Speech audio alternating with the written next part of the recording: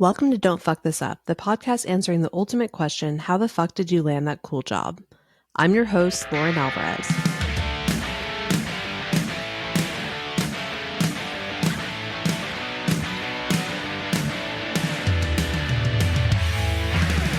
Today we welcome to the show Aura Friedman. Aura is a celebrated hair colorist and creative director in the editorial, fashion, and beauty space with clients and fans all over the world. Experiencing early career stardom in Miami Beach, Aura then took a chance, moved to New York City, and worked diligently to perfect her craft. Nearly 3 decades later, it's safe to say that hard work paid off, as Aura now invests her time in mentoring up-and-coming creatives, consulting with global brands on product development, and literally calling the shots when it comes to predicting global hair color trends. Aura, I'm so thrilled to welcome you to Don't Fuck This Up. Thank you. God, I don't want to fuck this up. You will not fuck this up. It's going to be great. Yeah. I mean, before we dive in, how's everything going? How are you doing? Everything's awesome. I recently got married. Congratulations. Thank you. And I'm just in love with my life and in love with being an adult. I think that's amazing. I mean, and you're definitely a woman who not just myself, but many people admire and look to. I mean, you've casually been doing this for like a few decades and really have carved out your own space in such an amazing industry. I mean, so you came into New York and kind of took that step back, but I'm sure it felt like you were learning and not just relearning what you already knew. I mean, take me to like kind of that experience and like, young Aura, was it like an ego thing for you to like come past kind of where you had already been seeing your own clients, or was that easier? There was definitely a difficulty, like a humility that I had to approach with. The other side of that was like the company politics were just, I mean, we're talking about a lot of like very catty, like hair people and Okay. fashion industry. Yeah. So it was tough. Like you didn't get now, the one thing I did give it an exit interview when I left Bumble and Bumble, and the one main thing that I said is that when someone comes in saying, this is what I want, like listen to their career trajectory and what they want and kind of try to help with help it along. Yeah. So instead of getting the help, I was like, basically reprimanded by management for I was reprimanded by management for when I got on the floor. As soon as I got on the floor, I was like, I'm going to go over to PR and just let them know, because I really want to do editorial, I really want to do photo shoots, I really want to do education, I really want to do these things, that if I do them, I need to talk to the PR and let them know I'm available to do this. I'll do it for free. So I went in there and I did that. And then the manager called me into the office, like interrupted my work out of the floor, off the floor, into the office to let me know that I was overly ambitious. So we're going back to, treating women that are anxious and eager to work and do their job really well.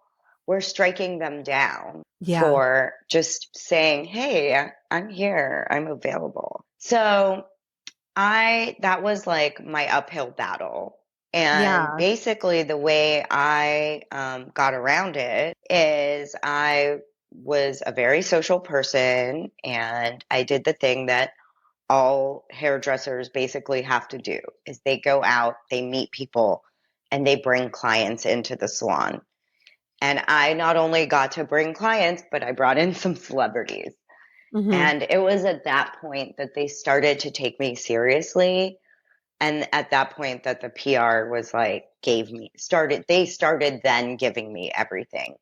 But it was I was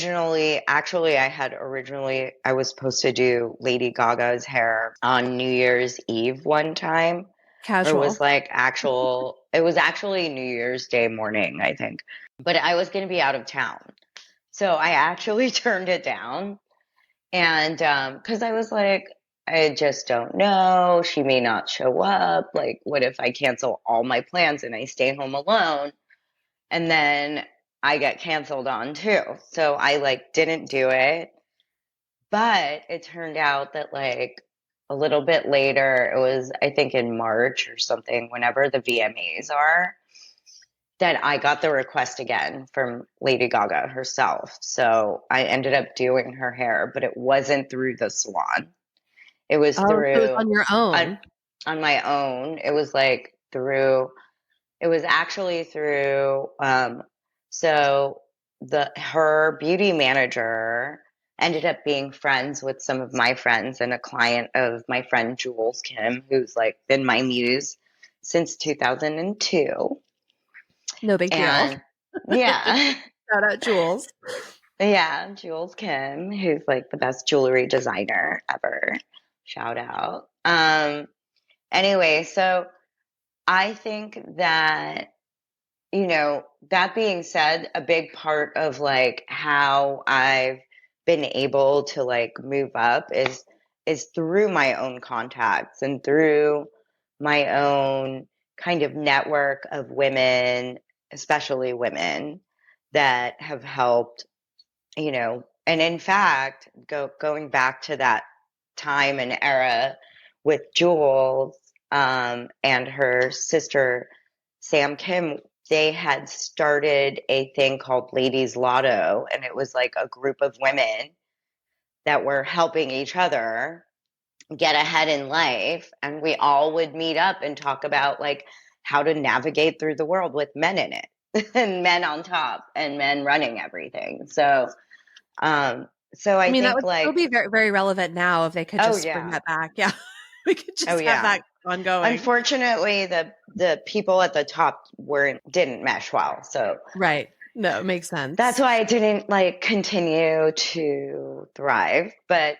Um, but that was it's just always been a thing for me to be very strong about trying to help other women get through their careers and uplift them. And that being said, that's my job too. Like the Yeah. majority of my clients are women.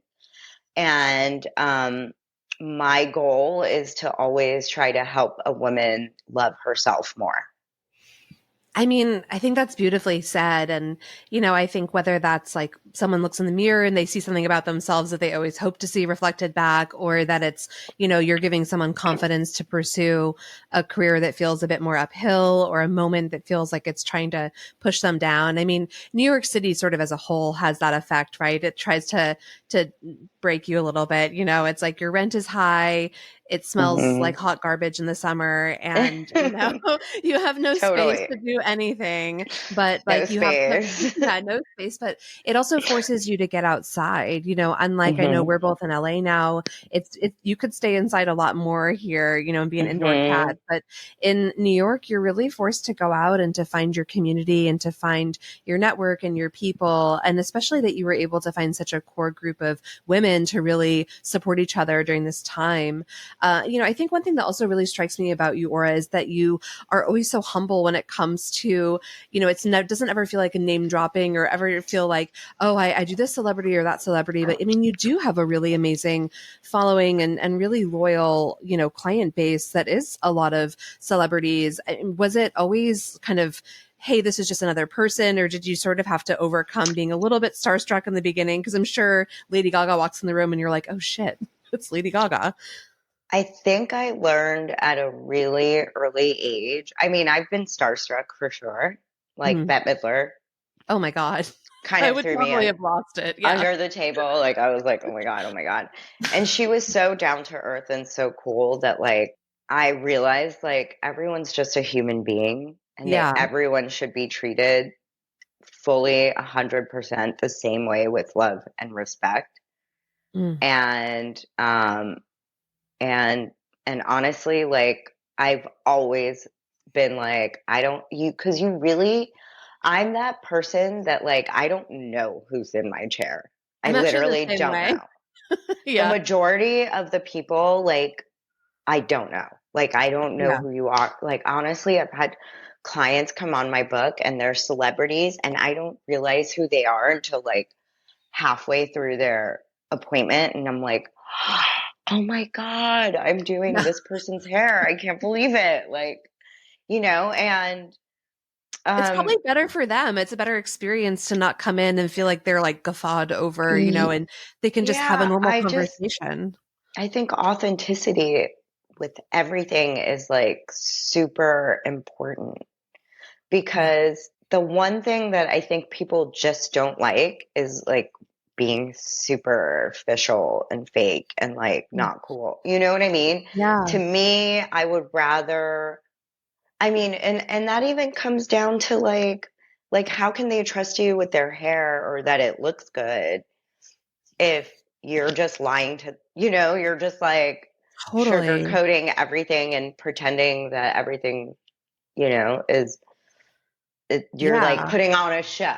Like if you're always putting on a show, people are going to see right through that. So I think authenticity is really important, and treating like every single person like they all basically like they all deserve to like love themselves equally, each person, like, and Yeah. so I deserve to make them feel like they can love themselves as much as possible, like, and Totally. get And I'm sure and they get what just they trust want. you. They really trust you. It was funny you said that, and Yeah. I had like a recovered memory of like going to Barney's and I was looking for a dress for a wedding like way back in the day. And I was like, okay, I'm going to spend some money. Like, this is a big deal.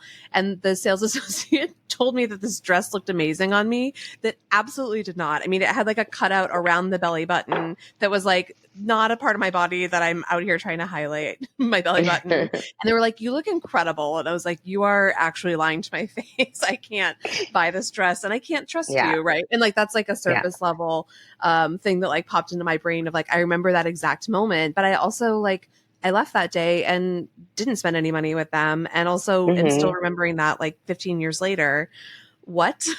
So I think that And those moments stick with people. yeah, and honestly, like lying and being superficial, it'll come back and smack you in the ass. Like someone Totally. will figure it out, and they Yeah. won't buy it, and they'll like complain, or they won't be happy, or whatever it is. Like the service that you are meant to do is you have not achieved. So, you know what Yeah. I mean? Totally. I mean, what's interesting too about your craft specifically is you're an artist that doesn't get to hang the painting on the wall. Like you make it look incredible and then you send it out the door knowing it's going to come back looking fucked up. I mean, I don't know how else to say it. It's like the best it's ever going to look is like the first few days after you do it. And then that it's not going to do that. So how do you sort of prepare people? And I think I'm saying that also, not even meant to be a lead in, but thinking about, the color that you do tends to evolve. So was that like an Yeah. intentional thing that you saw other stylists like early days at Bumble and you're like, okay, they're sending out this blonde that's going to turn orange. What are they doing? Cuz you're thinking about like way beyond the moment of when they leave your chair. Is that right? Yeah. Yes, 100%. So I'm always, well, there's a few things that you have to do in order to make sure that your color can come back in a reasonable way. I'm one of those people that I'm like, I love the fade. I love Yeah. the evolution of it. But I think you're right. I think I do love it because I'm telling you how to maintain it the best way possible. So that's like the education that I give you when you're in the chair, and teach you how to maintain this color when you walk out the door. So that way, when you walk out the door, your first shampoo, you're like, oh my God, everything's gone. Like, Yeah. I made my hair pink and now it's not pink anymore. It's like a different color, and I want my hair pink again. So, in order to avoid that, I first tell people this is how you maintain it. I give them all the proper education and all the proper products that'll work best for their hair. And then sometimes I even make custom conditioners or custom, which I owe you one because your hair turned blonde right away, and we need to get you back to pink. So Pink is really my real natural color is pink. We it know. really is. It really is. Yeah. And Um, I think that's really significant though, because you're also sending someone out the door with like a memento of the experience. Yes, they're going to maintain it, but every time they pick up that bottle of custom, shampoo that you made them for their hair, they're thinking about you. I mean, like not in a weird way, but in a really good way. And Yeah, then and when while they're they're in the ready, shower. yeah. Ooh. I think that that's really cool because then also they're having that interaction where it's not just transactional of like, it's different when someone comes up to you and says, "Oh, I love your hair color. Who does it?" Versus when you look in the mirror and you're like, "I love my hair color. I love Yeah. Aura." It's like, it's a very different, and both things are Yeah. great. But feeling that about yourself versus somebody having to tell you is incredible. I mean, one of my favorite things is when people stop my clients on the street. They're like, "Oh my God, as soon as I left here, I got like 3 compliments on my hair." And I'm like, "Oh, wow." And they're sending you like And videos in natural lighting, and you're like, "Oh, yes." actually, that makes me so happy. Actually, Instagram has really helped like my job in a way because not only because I'm one of those people as like if I see my client out on the street or out somewhere, I'm like watching my color and different lighting and like, or seeing how people react to it or whatever it is. But Instagram helps me do that because it's like I can follow that person. I can see, oh, what does it look like now? How did it fade? Like, how. Yeah. So all of those things are really awesome that I love about, about like today and just being able to watch the progression of the color and what it does. So maybe even that has helped me become better at like layering the colors properly or using the right colors that it's not going to fade as much or also like experience not for Yeah. nothing but like I've now been doing this since 1993 is the Yeah. first like hair salon job I had. So I've seen a few things fade and I kind of understand how they do it. Totally. Yeah. And I So mean, are younger generations stepping away from sort of wanting to learn and be mentored, or are you still seeing like a lot of attraction toward apprenticeship, mentorship? I mean, it's really challenging because with Instagram, which you mentioned, and we should definitely talk about more, but like with the rise of social media, I feel like there's also a rise of a I can do this myself attitude. I don't need to go to school. I don't need to do this. I can just make content and I have a million followers and oh, look at me. But yes. you And can't I've really seen replicate craft for 30 I've years. yes, and I've seen people come and start at the salon and feel like, "Oh, I'm ready. My Instagram is like popping and people are watching and people want to come in and they're messaging me and you're posting all these colors that you've done successfully." However, I have seen those people that have done that and moved ahead before they were ready. I've seen them suffer. And it's not, yes, they start and they're working and they're doing clients and blah, blah, but then they don't feel as confident. They don't feel as strong. They don't know what to do with certain things because they haven't had the experience and they haven't had enough theory to really understand where to go. So, like, what's really important in our business, in hair color in particular, because there is science involved and color theory involved, and it's a combination of both.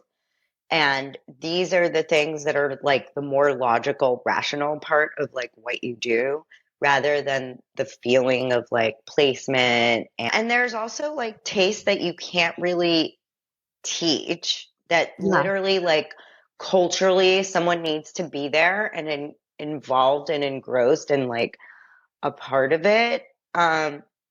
And to be honest, I think you're just like cheating yourself by not experiencing all of that.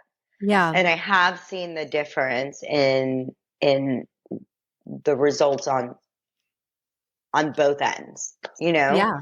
Um, so yeah, like it's a great resource and it's a great way to build a career, but another great way to feel fully confident as like is to really learn your craft. And to learn your Mm. craft and do an apprenticeship, you're literally taking advantage of someone else's knowledge and someone else's information, and they can teach you so much. And that's part of like what I love about, and it even comes down to like how to handle certain clients and personalities.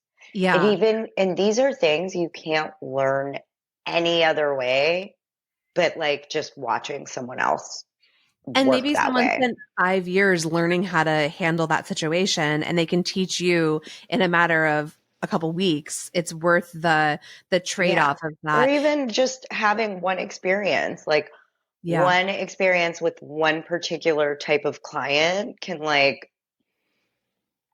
teach you so much for like every future client, whether Yeah. it's how to approach a specific kind of like, because in our job in doing hair, there's so many different ways to get from point A to point B. Right. So the only way that you actually know how to do the best way possible that won't take as long, that'll make you successful right away is by trying all the different ways. And the only way you'll do that is by watching someone else do it. You Yeah, know what I mean? That's definitely. experience. It's experience. And you've also had a lot of success with, having apprentices or, folks that you've mentored. Yes. And what's that like All to of see my them? all Yeah. of my apprentices are so successful. And it's extremely rewarding. It's sometimes yeah, it's hard because there is some kind of like competitive feeling or like, Yeah. oh my God, I used to do Pete Davidson all the time and now my assistant, my old assistant is always doing his hair and I don't get to do it. That's not fair. Yeah. But it's also like I love to see the people that I taught so much to and that spent like, maybe 3 years by my side doing every single thing that I've done. I love to see them thrive. I love to see them successful. They're getting articles. They're all over the place and I've Yeah. like helped them get there. And you know what? Like the fact that I've can name like at least like 5 people that have magnificently successful, thriving, amazing careers, and I help do that for them, and they're all women. Yeah, fuck yeah. I'm into Fuck yeah. that. I'm into that. Definitely. Yeah. I'm into it. Those are my girls. And you know what? I'll always take care of them. Always. I mean, also thinking about, someone who, wants to get into this space, tell me about the trajectory that you would advise someone to take if they're like, Aura, I have 5 minutes with you.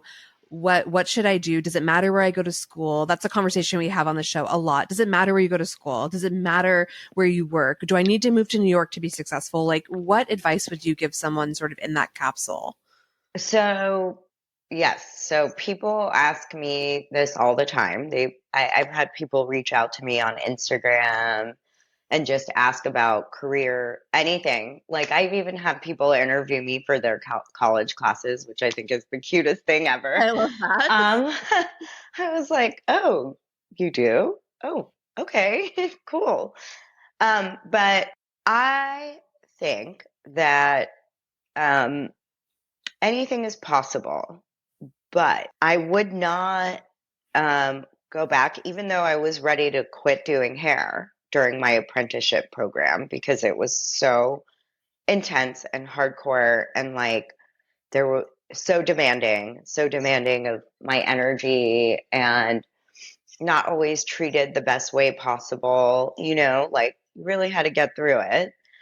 And I wouldn't change a thing, but I think I think hand in hand with that is you have to be patient with the process and the universe. You have to put out, like for me, a big part of like how I got to where I am is by manifesting, but then working super hard.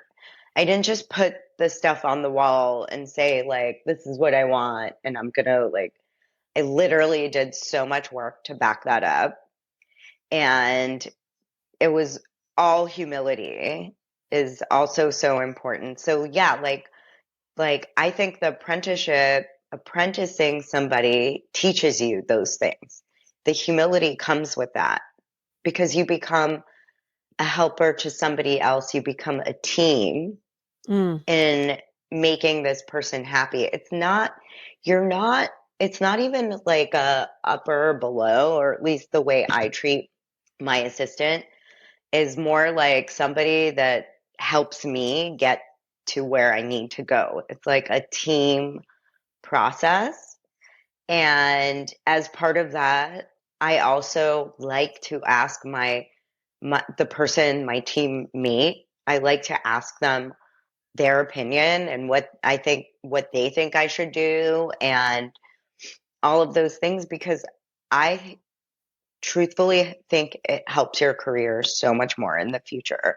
And when you can be a really good support to somebody else, you're going to be really good at doing your job in the Yeah. future. Yeah. Like if you're a great assistant and can like finish someone's like know what they need before they need it, that Yeah. means you're going to know how to do everything that you're going to need to do when you're on the floor doing it on your own. Yeah. You know what I mean? So And you can, interesting. Yeah. it builds the confidence too. Yeah. I mean, yeah, and when I worked for Jeffrey, who was doing editorial hair, he would always say, if I have to ask, it's too late. And I thought that was Right. so interesting, right? It's like that anticipatory approach. And I remember he sent me to New York and he was like, you're going to stay at the Mercer and you're going to just watch. Don't talk. All you do is talk, Lauren. I'm like, yeah, yeah. That's why I have a podcast.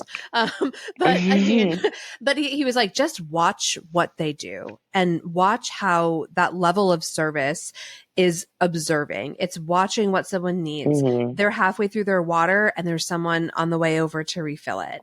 And it was really interesting. It was really powerful for me to learn kind of that side of hospitality and caretaking, Hmm. but also of apprenticeship, of really intuiting what he needed long before he had to ask or before he ran out of foils or before, some catastrophe happened with like the tea station. Like I had to Yeah. figure it out.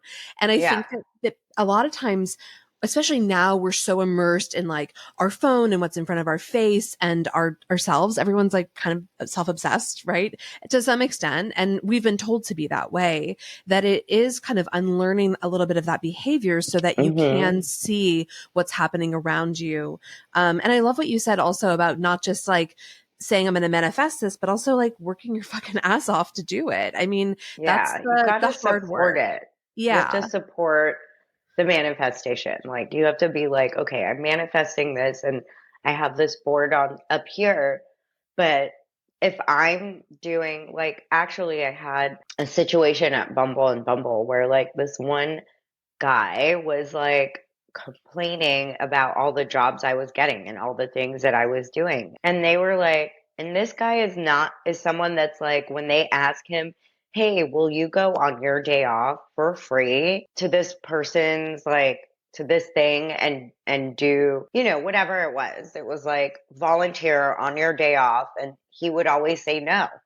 And I never said no. I Yeah. always said yes. I was always willing, you know? Yeah. So I think that's a big, it's like you can't just say, oh, look at me. I'm good at doing this. Like you pick me, pick me. You Right. actually have to like be there showing people how dedicated and hardworking you are. You have to show Yeah. by your actions. You can't just Yeah.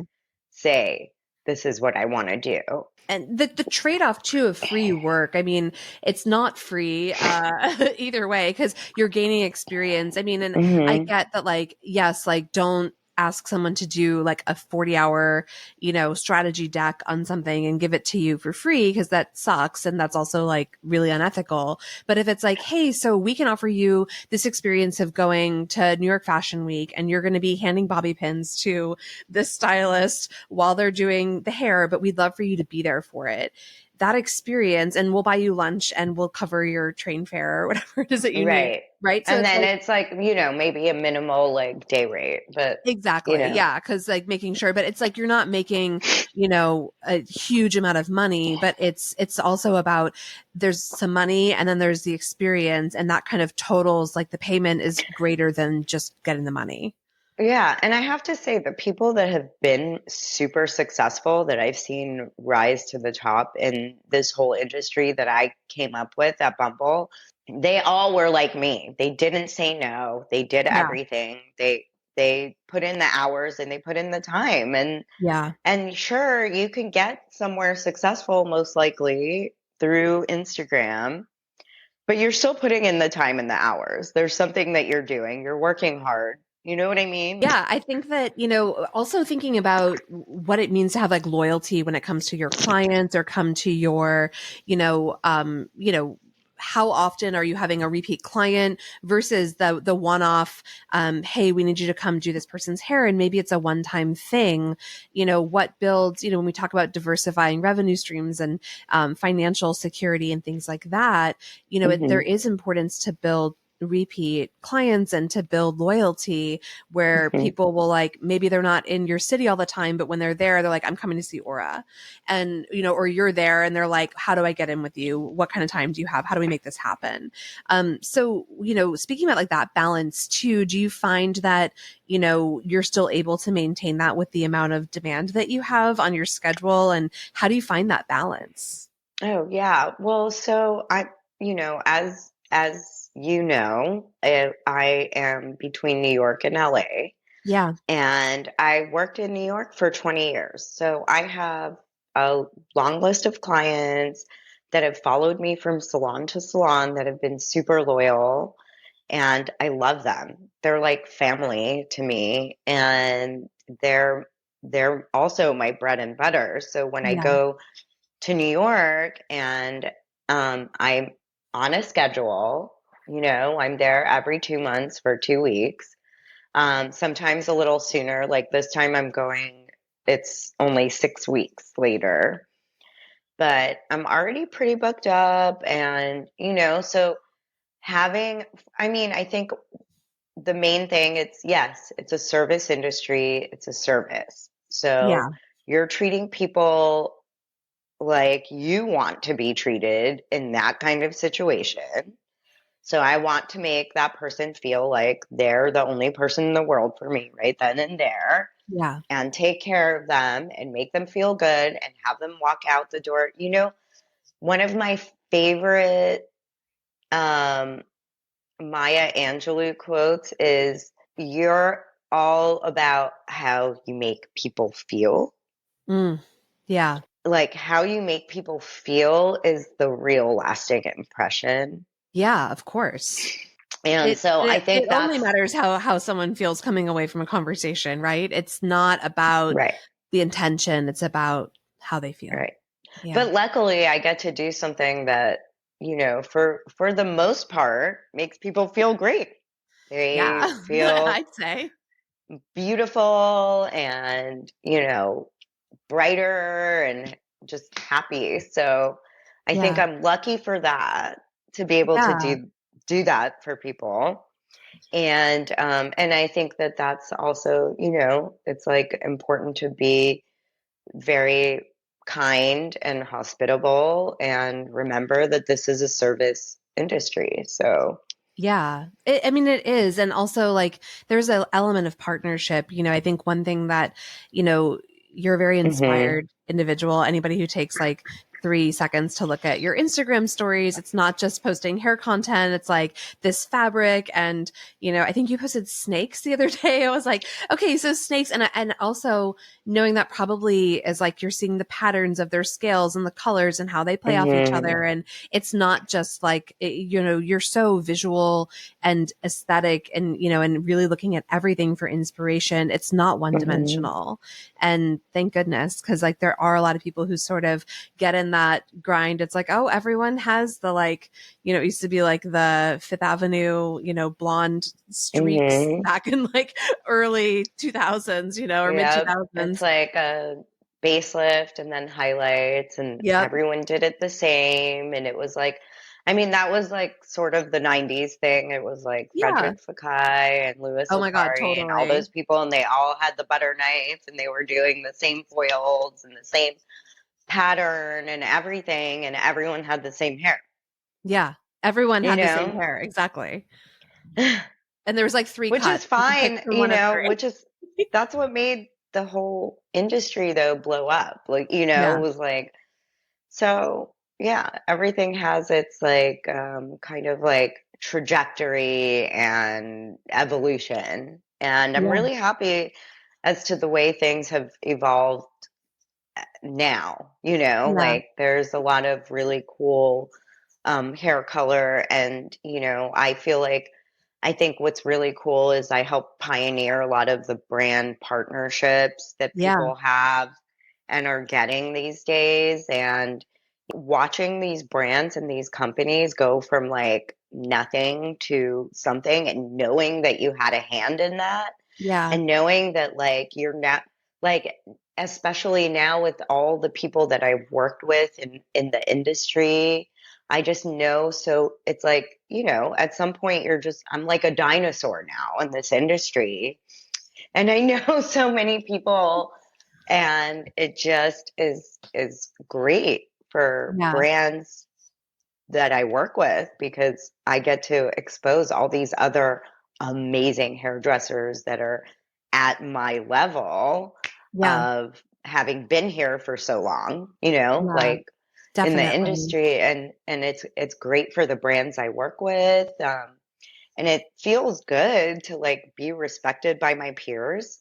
Yes. That's a really great feeling. And it's also a great feeling that I know that I helped, create a path for like Mariah and for Kirsten and for everyone else to be able to have a really cool career, and Yeah.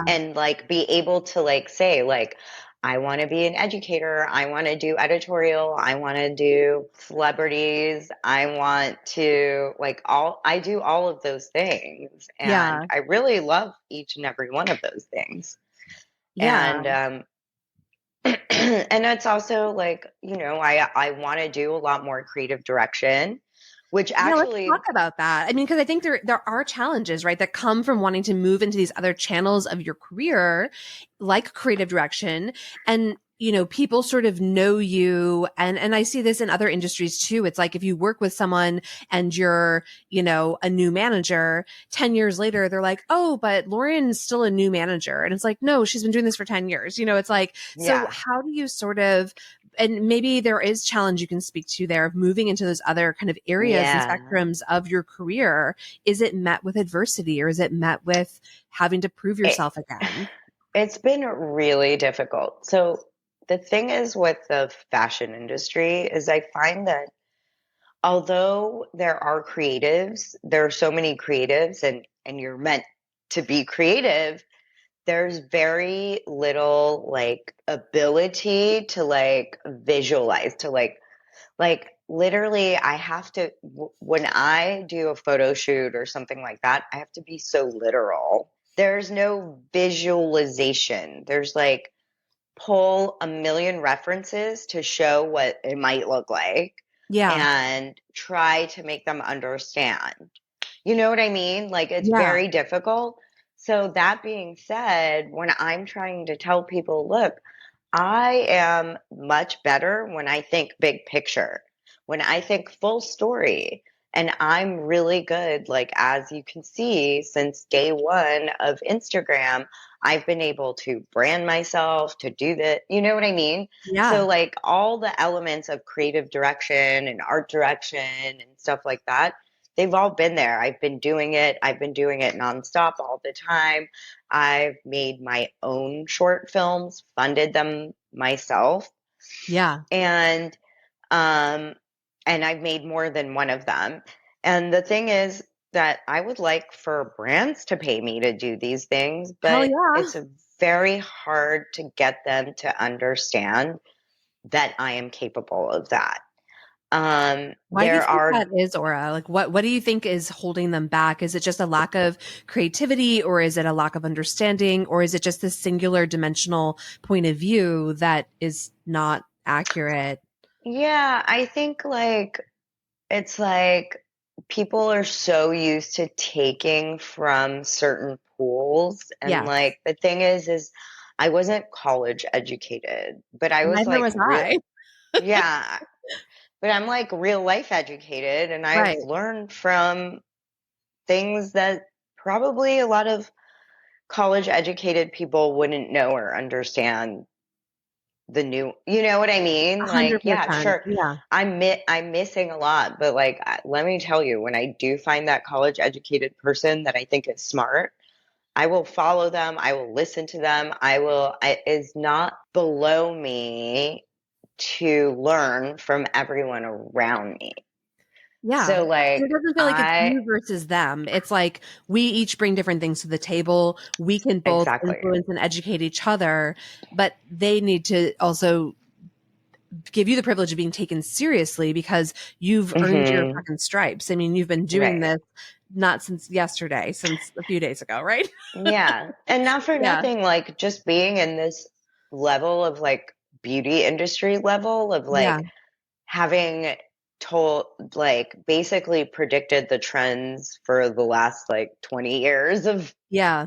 of of hair color. You know Yeah. what I mean? Which Yes. is like also relates to fashion and all beauty trends. It also relates to like makeup colors and you Yeah. know what I mean? It's not Totally. that far off. Like if I know what I'm doing with hair color, then I kind of know what I'm doing in general. Like I can't tell you what beauty products are the new best thing for like unless I, just read the next beauty editor article Yeah. that says it. Like it's not that hard to find it out.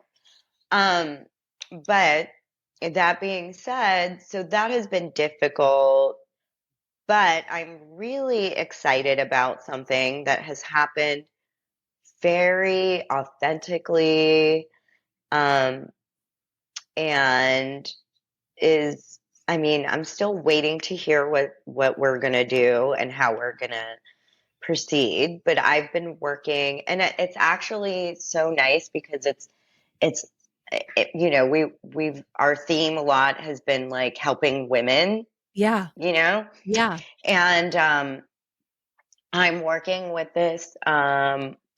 Basically, it's a women's longevity, it's female longevity clinic, telemedicine clinic that has tailored all these testing processes that will help us figure out how to move into like our next,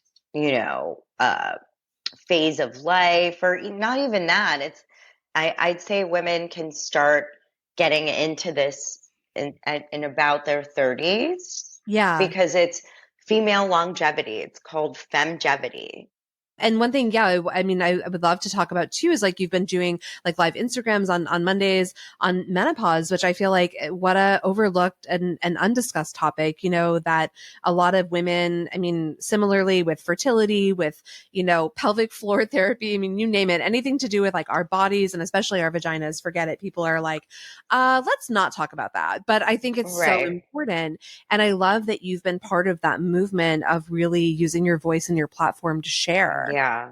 Yeah. It's amazing. And what's really cool about it is femgevity is allowing me to go through the same process that all the other women will be going through when they sign up for this. And I'm learning so much, not just about my body, but like how our systems all work together. And and getting so much knowledge about like great supplements that we all need to take, like Yeah. all the wonderful things that keep us young and thriving.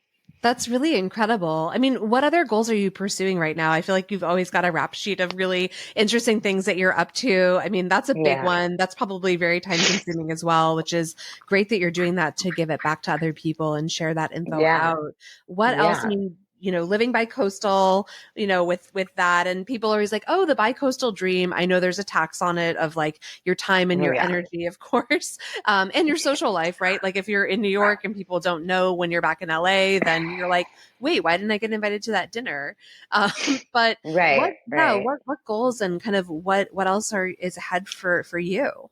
Well, I think, well, for one, with Femgevity, it has gone into like a really cool place where I'm going to help put together some programs Mhm. for women, like retreats. And so my creative direction role that I've been wanting to do will fall into doing things like that. So authentically, I've moved into doing that.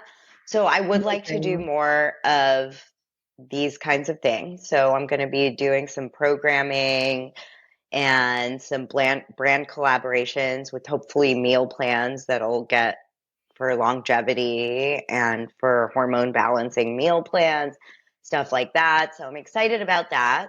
But that being said, yeah, traveling back and forth has been, it's a lot. It is a lot, but it is also amazing. Like I absolutely love it because I love seeing all of my friends in New York and but it is exhausting.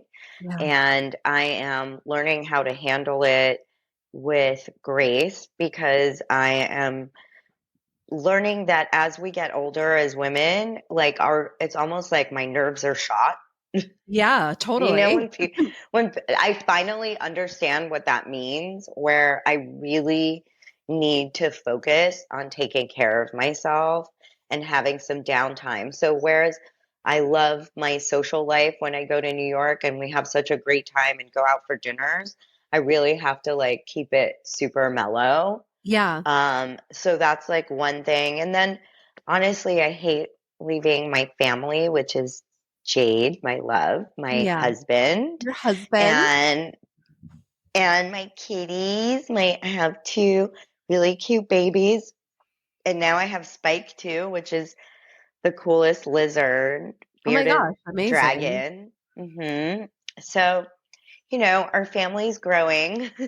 I love it. If people want to learn more about you, where can they go to learn more about you and follow your work and support you? Well, I do have my website, so they can definitely see it's auracolorist.com. And then, of course, my Instagram at auracolorist. And follow me on everything, Threads, Instagram, Love it. TikTok. It's all Aura Colorist. Which is really great. I mean, Aura, it's been wonderful having you here today. What's one final thought that you want to leave our listeners with, when it comes to, we covered a lot of topics today. So what's one thing you would like to leave them with? Is I guess, is that you're remembered about how you make people feel and make sure you remember that. Yeah. Like keep in mind, that how you treat others reflects on like your legacy and that's important. Perfectly said. I have no follow-up to that. Aura, thank you so much for joining us. This has been another episode of Don't Fuck This Up, and we'll see you next week. Don't Fuck This Up is a podcast written, produced, and edited by Lauren Alvarez. New episodes dropping every Wednesday. Be sure to follow, rate, and review this and every episode. And until next week, please keep it together and try your best not to fuck this up.